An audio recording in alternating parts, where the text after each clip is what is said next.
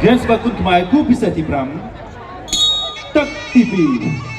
ទឹកទី2អរគុណដល់ហ្គេមស្បើលោកជួយគុំក្បែរឡើងដល់ក៏ទៅពិភពលោកទឹក2នេះអត់ទៀតទុកទៀតទេទឹក2នេះចាក់ទឹក2ដល់ម្នាក់បែកអស់នេះស្ដាំជួយសងមកអូអាយខ្ញុំចូលមកស្ដាប់លោកអាយ៉ាកណាបងស៊ីងធូថាព្រមបានគេគ្រាកោជង្គង់ជួយសង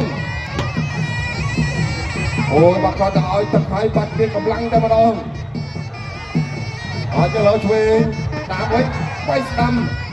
ជង្គង់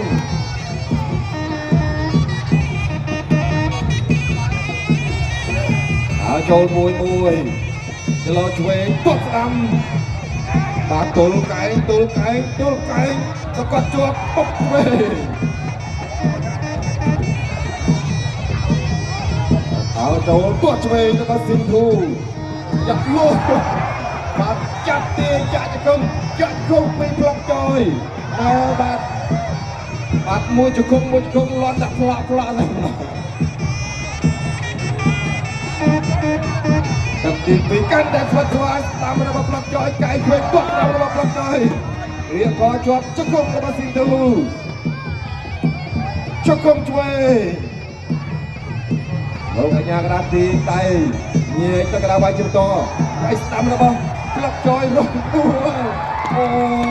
យក្លឹបចយសង្កត់ស៊ីនធូហើយបាទសង្កត់ក្លន់តែផ្លឹបស្ដាំគ្រាកជង្គង់ស្ដាំ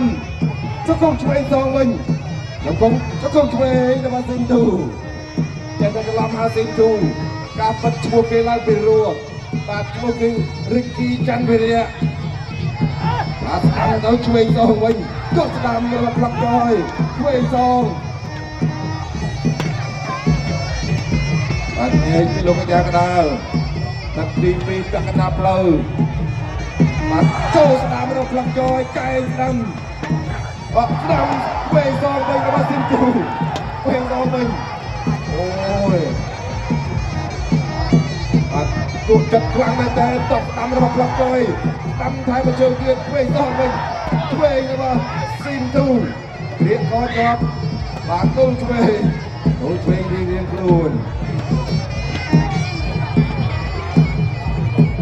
អាចចូលមួយតបស្ដាំរបស់ផ្លុកចយឆ្វេងសងរបស់ស៊ីនទូឆ្វេងស្ដាំ